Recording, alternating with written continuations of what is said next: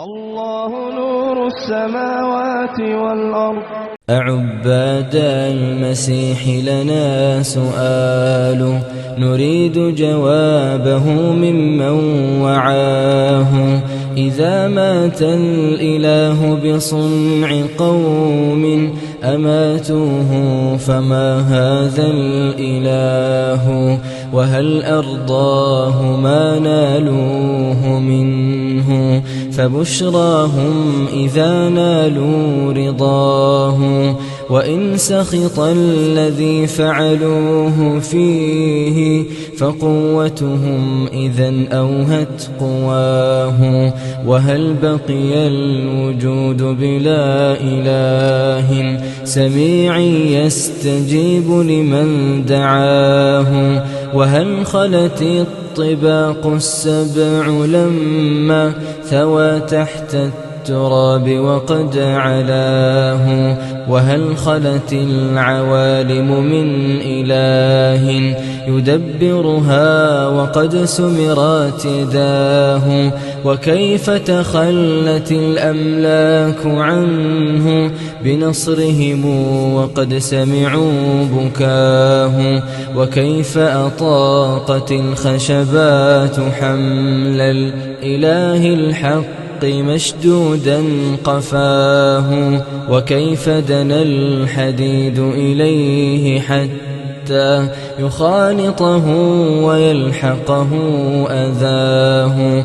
وكيف تمكنت أيدي عداه وطالت حيث قد صفعوا قفاه؟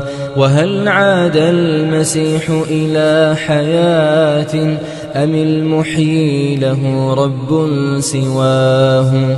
ويا عجبا لقبر ضم ربا وأعجب منه بطن قد حواه.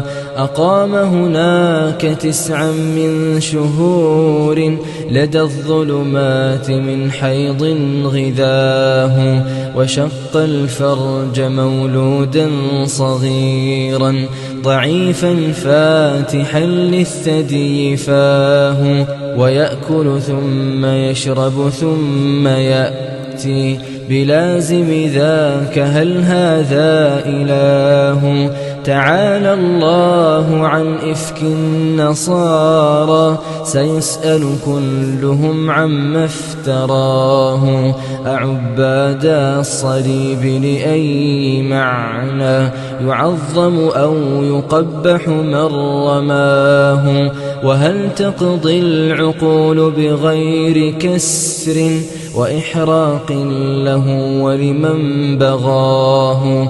إذا ركب الإله عليه كرها وقد شدت لتسمير يداه فذاك المركب الملعون حقا فدسه لا تبسه إذ تراه.